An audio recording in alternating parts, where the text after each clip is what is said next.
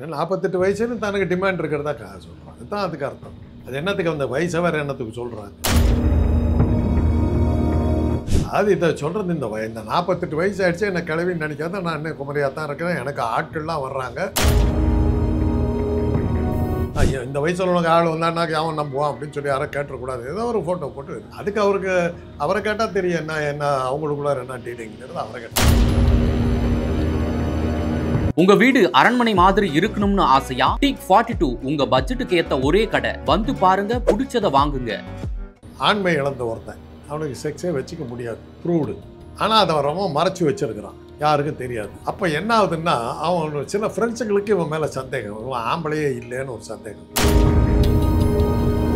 48 வயசுலேயும் தான் அப்பாவியாக இருந்ததாகவும் தன்னை ஏமாற்றி வருகிற அளவுக்கு தான் வெகுளியாக இருந்ததாகவும் ஏமாந்து விட்டதாகவும் அவங்க சொல்கிறாங்க. தன்னை வந்து மார்க்கெட்டில் வச்சுக்கிறதுக்காக பல கதைகளை வந்து உலா விட்டுக்கிட்டு இருக்காங்க. இல்லாட்டி உங்களோட பழைய தங்க நகைகளை விற்க, அடகு வச்ச தங்க நகைகளை மீட்டு நியாயமான விலைக்கு விற்க இப்பவே GNR கோல்டு ட்ரேடர்ஸ்க்கு கால் பண்ணுங்க. வணக்கம் சார். சிங்கர் சுசித்ரா பாடகி, நிறைய பேருடைய வாழ்க்கையை வந்து நிறைய விதமாக விமர்சிச்சுட்டு வந்துட்டு இருந்திருக்காங்க. அது எல்லாத்தையுமே நம்ம பார்த்துருக்கோம். இப்போ அவங்க வந்து 2வது மேரேஜ் பண்ணிக்கக்கூடிய ஒருத்தர் வந்து தன்னை ஏமாத்திட்டதா அவங்களுடைய சோஷியல் மீடியா பக்கம் வெளியிட்டிருக்காங்க. கிட்டத்தட்ட இந்த 48வது வயசில் நான் ஏமாந்துருக்கேன், என்கிட்ட இருந்து நிறைய பணத்தை வந்து அவங்க ஏமாத்திட்டாங்க அப்படிங்கிற மாதிரி சொல்லியிருக்காங்க இல்லையா? இதை பற்றி நீங்கள் என்ன நினைக்கிறீங்க? 48 வயசுன்னு தனக்கு டிமாண்ட் இருக்கிறதா சொல்கிறாங்க. இதுதான் அதுக்கு அர்த்தம். அது என்னத்துக்கு அந்த வயசை வேறு என்னத்துக்கு சொல்கிறாங்க? 48 வயசில் என்னத்துக்கு 2ஆம் கல்யாணம் பண்ணிக்கிறாங்க? அதெல்லாம் தனிப்பட்ட இது. அது இதை சொல்கிறது இந்த 48 வயசு ஆகிடுச்சு என்னை கிளவின்னு நினைக்காத, நான் இன்னும் குமரியாக தான் இருக்கிறேன், எனக்கு ஆட்கள்லாம் வர்றாங்க, எனக்கு 2ஆம் கல்யாணம் பண்ணிக்கிற அளவுக்கு ஆண்கள்லாம் என்கிட்ட வர்றாங்க அப்படிங்கிற மாதிரி அவங்க சொன்ன மாதிரி தெரியுது. இதுக்கு மேலே போனால் அசிங்கமாக இருக்கும், வேண்டாம். அவங்க அளவுக்கு நாமளே இறங்கிடக்கூடாது. ஆனால் அதுக்காக இதை புரிஞ்சுக்க வேண்டியது. இதில் நமக்கு கிடைக்கிற இது என்னாக்கா, 48 வயசுலேயும் யாராவது சில ஆண்கள் வந்து ஏமாற்றி பணத்தை அடிச்சுக்கிட்டு போடுவாங்கங்கிற ஒரு பாடம் இதில் நமக்கு கிடைக்குது. பெண்கள் இதை பார்த்து புரிஞ்சுங்க. 48 வயசில் கூட ஒரு ஆண் வந்து உங்களை ஏமாற்றி கொள்ளடிச்சிட்டு போகலாங்கிறது இந்த பதிவின் மூலமாக நமக்கு கிடைக்கிற பாடமாக எடுத்துக்கலாம். ப்ளஸ் பாயிண்ட் இதில் இந்த இது வந்து ப்ளஸ் பாயிண்ட்டு. இப்போ அவங்க சைடில் நம்ம போய் சொல்லணுன்னாக்க 48 வயசில் கூட அந்த மாளுக்கு டிமாண்ட் இருக்கிற அளவுக்கு அவங்க நல்லா இருக்காங்கன்னு அர்த்தம். இப்போ தன்னை ஏமாத்தினவங்க வந்து சண்முகராஜ் அப்படிங்கிற அந்த பேரை பதிவிட்டு அவங்களுடைய சோஷியல் மீடியா பக்கத்துலேயே அவங்களுடைய ஃபோட்டோ, அந்த நபருடைய ஆதார் கார்டு, இது எல்லாமே வெளியிட்டிருக்காங்க. அதே நான் சொன்னது நிஜங்கிறதுக்காக. இந்த வயசில் உனக்கு ஆள் வந்தான்னாக்கு அவன் நம்புவான் அப்படின்னு சொல்லி யாரும் கேட்டுறக்கூடாது. ஏதோ ஒரு ஃபோட்டோ போட்டு இது பண்ணி அதுக்கு அவரை கேட்டால் தெரியும் என்ன அவங்களுக்குள்ள என்ன டீலிங்கிறது அவரை கேட்டால் தான் தெரியும். இது ஒன் சைடட். இந்த மாதிரி யாரோ ஒருத்தர் ஃபோட்டோ போட்டிருக்குது. அவர் சண்முக சுந்தரராஜ் யாருங்கிறத அவர் போய் பார்க்கணும். பார்த்து என்ன இப்படி ஒரு குற்றச்சாட்டு வந்துருக்குதுன்னு கேட்கணும். அவருக்கு ஒரு பாப்புலாரிட்டி, 48 வயசு கிழவியாக இருந்தாலும் பரவாயில்லன்னு கல்யாணம் பண்ணிட்ட அளவுக்கு அவருக்கு ஒரு தியாக மனப்பான்மை இருக்குதில்ல, அவரையும் பாராட்டணும் இல்லை. 48 வயசுனா மெனப்பாஸ் வந்துடும். அந்த பெண்ணுங்கிற தகுதியை இழந்துட்டுருப்பாங்க. அந்த வயசில் கல்யாணம் பண்ணிக்கிறாங்கன்னாக்கா இவர் பண்ணிக்கிறாருன்னா ஒரு தியாக மனப்பான்மையோடு தானே பண்ணிக்க முடியும். ஆனால் அவங்க வந்து நீ ஆல்ரெடி நிறைய வந்து அனுபவிச்சுட்ட, அதெல்லாம் இனிமேல் இல்லாத மாதிரி நான் உன்னை பார்த்துக்கிறேன் அப்படின்னு சொன்னதாக தானே அவங்க சொல்கிறாங்க. அது தெரியாது, என்ன அனுபவிச்சிட்டாருன்னு அவர் எதை சொன்னார்னு நமக்கு தெரியணும்ல. அதெல்லாம் இருக்குல்ல. சந்தோஷத்தை எல்லாத்தையும் அனுபவிச்சேன்னாக்க துன்பம் இருக்குது, இன்பம் இருக்குது, எதுன்னு நமக்கு என்ன தெரியும். அப்படியே இருந்தாலும் கூட பல பேரோட பழக்கணும். இந்த அம்மாளுக்கு அது கண்டுபிடிக்க தெரியலங்கிறது ஒரு கேள்விக்குரியது. அவங்க ஒன்றும் வீட்டுக்குள்ளார சமையல் பண்ணிக்கிட்டு இருந்த பெண் இல்லையே.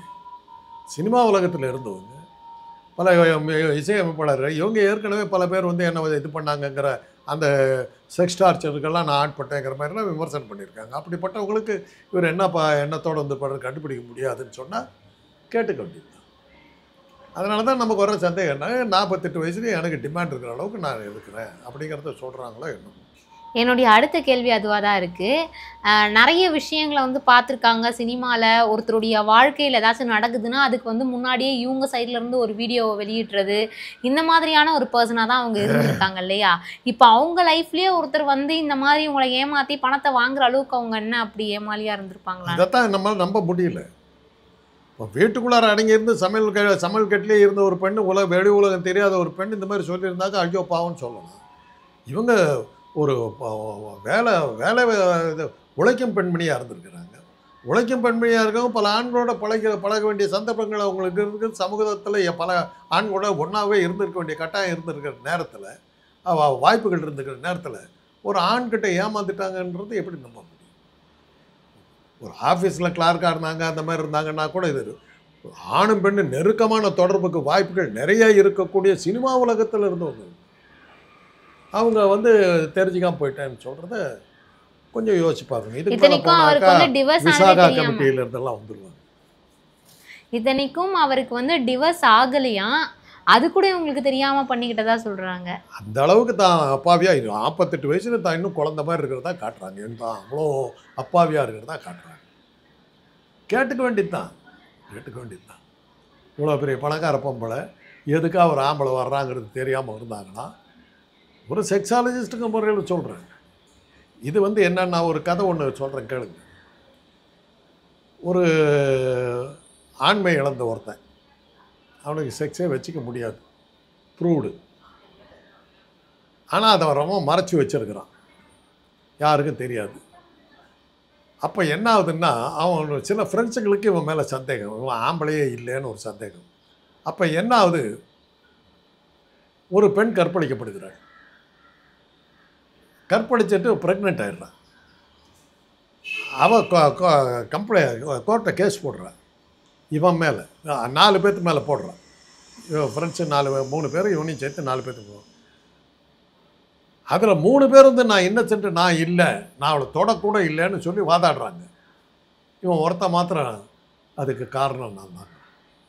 ஏன்னா தன்னை ஆண் இல்லைன்னு சொன்னாங்க, நான் கற்பழிக்கிற அளவுக்கு நான் சாமர்த்தியசாலி, செக்ஸில் ப்ரெக்னென்ட் ஆகிற அளவுக்கு எனக்கு ஆண்மை இருக்குதுங்கிறத ப்ரூவ் பண்ணுறதுக்காக அந்த கேஸில் நான் தான் கற்பழிச்சேன்னு போய் ஏற்றுக்குவோம். பிரபல ஆங்கில நாவல். அந்த கதை தான் இந்த பேட்டியை பார்க்கும்போது எனக்கு ஞாபகம்.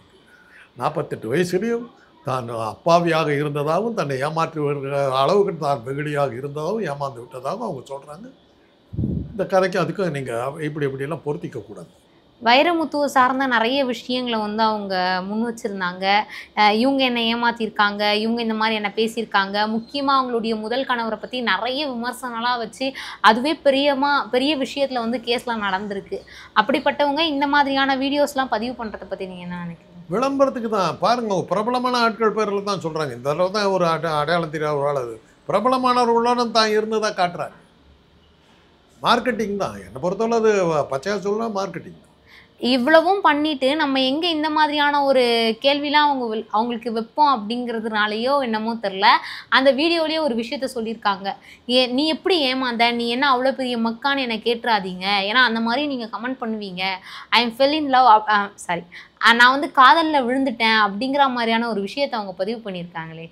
நம்புகிறோம் வேறு என்ன சொல்கிறோம்? இவ்வளோ கஷ்டப்படுறீங்க, என்னதுக்கு தொந்தரவு பண்ணுவாங்க? நம்பிக்கிறோம், உன் கதையை நம்பிக்கிறோம், ஓட்டுங்க, இது மாதிரி ஓட்டுங்க, அவ்வளோதான். கேட்டுக்க முடியும். வேறு இதுக்கெல்லாம் பதில் சொல்ல முடியாது. மார்க்கெட்டிங் தான் இன்னும் ஃபீல்டில் இருக்கிறதா காட்டிக்கிறாங்க, அவ்வளோதான். இப்போ அந்த மாதிரி அவங்க காட்டுறாங்க அப்படின்னா இந்த மாதிரியான நெகட்டிவ் பக்கத்தை அவங்க விரும்புகிறாங்களா? அந்த மாதிரி தான் இன்றைக்கி நெகட்டிவாக வர்றது தான் இப்போ நிற்குது. பாசிட்டிவாக சொன்னீங்கன்னா காந்தராஜ் ஒரு உத்தமன், மகாத்மா அப்படின்னாக்கா அப்படியா அப்படின்ட்டு போயிடுறான். காந்தராஜ் ஒரு காமவீரியன், அயோக்கியன், பல பெண்களுக்கு அப்படியா, எப்படிடா வந்தான், எப்படி போயிடுச்சான்? ஒவ்வொருத்த மனத்திலையும் ஒரு அழுக்கு இருக்குமா. ஒரு தட் கேட்டுன்னு இங்கே ஒரு படம் வந்தது ஃபிலிம் ஃபெஸ்டிவலில். மனிதர்கள் ஒவ்வொரு நேரத்தில் ஒவ்வொரு இதாக மாறுவானுங்க, குணம் மாறும். ஒரு நேரத்தில் ரொம்ப நேர்மையாக சிந்திப்பான், ஒரு நேரத்தில் கோபக்காரனாக இருப்பான், ஒரு நேரத்தில் சோகத்தில் ஆழ்ந்து கிடப்பான், ஒரு நேரத்தில் கெட்டவனாக இருப்பான், கெடுதல் நினைப்பான். அதெல்லாம் எப்படிடா கண்டுபிடிக்கலான்றதுக்கு இது பண்ணும்போது ஒரு பூனை ஒன்று வருது, ஒரு தெய்வ பூனை. அந்த பூனையோட கண்ணை கட்டி இருக்குது. அந்த கண்ணை அவுத்தா, அந்த கட்டை அவுத்தா அது பூனையை நம்மளை பார்த்துச்சுன்னா நம்முடைய குணத்தை அப்படியே காட்டிடுது. நம்ம கெட்டவன்னாக்கா ப்ளூ கலர், நம்ம நல்லவன்னாக்கா மஞ்சள் கலர், நம்ம வந்து சோகமாக இருக்கிறோம்னாக்கா ஒரு கலர், இந்த மாதிரி அப்படியே காட்டுது. பயப்படுறாங்க. அந்த பூனை கண்ணை கட்டியே வச்சுருக்குறாங்க. ஒரு பார்ட்டியில் கொண்டு போய் அந்த பூனை கண்ணை அவுத்து விட்டுறாங்க. அவுத்து விட்டா ஒரு 50-60 பேர் டான்ஸ் ஆடிட்டு இருக்காங்க அந்த பார்ட்டியில். ஒரு நேரத்தில் சிவப்பாக மாறுறாங்க, ஒரு நேரத்தில் கருப்பாக மாறுறாங்க, ஒரு நேரத்தில் ஊதாவாக மாறுறாங்க, ஒரு நேரத்தில் மஞ்சளாக மாறுறாங்க. ஒரே மனிதன். ஒரே மனிதன். அதுதான் அப்படி சொல்ல அந்த படம் அவார்டெலாம் வாங்குச்சு. அது மாதிரி தான். அதாவது இதெல்லாம் சொல்லும்போது மனிதர்களுக்கு ஒவ்வொரு நேரத்தில் ஒரு நானே காதலில் விழுந்தேன்றார். இதெல்லாம் கேட்கும்போது இதெல்லாம் ஒரு சொல்லி இந்த நேரத்தில் இந்த மாதிரியான ஒரு ஷோ இந்த கலரில் இருக்காங்க அவங்க. அந்த மாதிரி ஒரு பூனையை வச்சு கண்ணை திறந்து பார்த்தா தான் இவங்களுடைய உண்மையான சொரூபம் என்னன்னு தெரியும். இதெல்லாம் மார்க்கெட்டிங் டெக்னாலஜி. இதெல்லாம் மனிதர்களில் இத்தனை நிறங்களா அப்படின்னு தான் தமிழில் ஒரு படம் வந்து கமல் நடித்த படம். அது அத்தனை நிறம்னாக்கா மனுஷன் நிமிஷத்துக்கு நிமிஷம் மாறுறாங்க. அதே மாதிரி அவங்களுக்கு நெகட்டிவ் வைப்பும் ஓகே. ஆனால் இது தன்னை வந்து மார்க்கெட்டை வச்சுக்கிறதுக்காக பல கதைகளை வந்து உலா விட்டுக்கிட்டு இருக்காங்க. இல்லாட்டி அதாவது இப்போ நல்லவன் சொல்லி என்னை பற்றி சொன்னீங்கன்னா மகாத்மான்னு சொன்னாக்கா யாரும் கேட்க போகிறது இல்லை.